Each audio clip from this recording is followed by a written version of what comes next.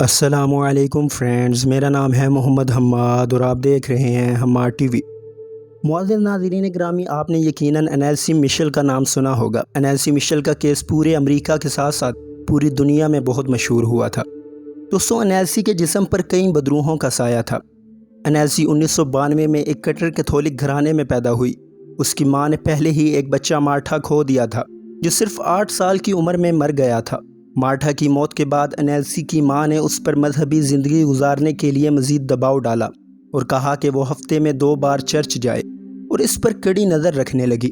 بعد میں انیلسی ایک ذہنی بیماری میں مبتلا ہو گئی جس کی وجہ سے اس پر ماں کا دباؤ اور دی جانے والی سزائیں تھیں جو انیلسی کو چرچ نہ جانے پر ملتی تھیں۔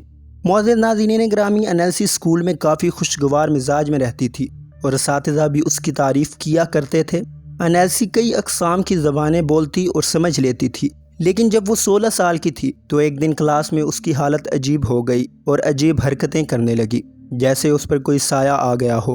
اسی رات اس کو بستر پر کچھ عجیب ڈراؤنی چیزیں نظر آئی، جس کے بعد انیلسی مشل نے بستر پر ہی پیشاب کر دیا۔ اس سے اگلے دن انیلسی مشل اسکول نہیں گئی۔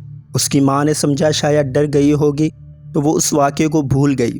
دوستوں، پورے 1 سال بعد پھر انیلسی کے ساتھ رات کو کچھ عجیب ہوا۔ اگلے دن اس کی ماں اسے ڈاکٹر کے پاس لے گئی۔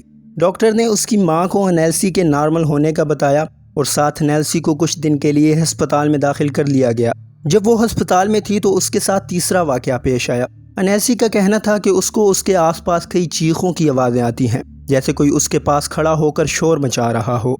اسی سال وہ دوبارہ اسکول گئی اور اسے وہاں سے نکال دیا گیا، جس کے بعد وہ کافی پریشان ہو گئی۔ انیلسی کو عجیب قسم کے دورے پڑ رہے تھے جس میں وہ کوئی مردانہ آواز نکالتی تھی۔ ہسپتال سے ملی دواؤں کا اس پر کوئی اثر نہیں ہو رہا تھا۔ اسی عصبی حالت کے باوجود انیلسی نے نئے اسکول کو جوائن کیا اور اس کے بعد وہ کالج چلی گئی۔ انیلسی ایک اسکول ٹیچر بننا چاہتی تھی۔ 1973 میں مذہبی فرائض کی ادائیگی کے دوران اس پر پھر سایہ آ چکا تھا۔ اب انیلسی کے ساتھ ساتھ اس کی ماں کو بھی یقین ہو گیا تھا کہ اس پر بدروحوں کا سایہ ہے، لہذا انیلسی کی ماں نے پادریوں سے رجوع کیا۔ انیلسی کی حالت اب ایسی ہو گئی تھی کہ اسے سنبھالنا مشکل تھا۔ انیلسی عجیب حرکتیں کرنے لگی۔ کبھی کبھار تو وہ لکڑی کے کوئلے اور کیڑے مکوڑے تک کھا جاتی تھی۔ اس کی یہ حالت انتہائی کریپی تھی۔ کئی مہینوں کی منتوں کے بعد چرچ والوں نے ایکزورسزم کرنے کا فیصلہ کیا۔ دوستوں، ایکزورسزم ایک ایسا عمل ہے جس میں کسی بھی جسم سے بدروحوں اور ڈیمنز کو نکالا جاتا ہے۔ دوستوں، مقامی پادریوں فادر آرنلڈ رینس اور ارنسٹ آلٹ کو ایکزورسزم کی ذمہ داری سونپی گئی۔ دوستوں، اگلے 6 مہینوں تک پادریوں نے اس کا علاج کیا۔ دوستوں، وہ عجیب زبانوں میں بات کرتی تھی جس کی آڈیو آج بھی یوٹیوب پر پڑی ہے۔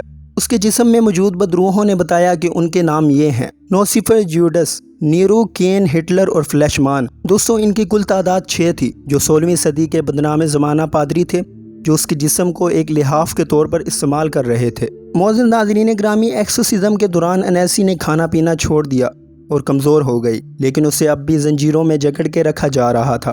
دوستوں، پادریوں نے ان بدروحوں کو نکالنے کی بہت کوشش کی پر ناکام ہو گئے اور آخرکار انیلسی مشل 1976 میں فوت ہو گئی۔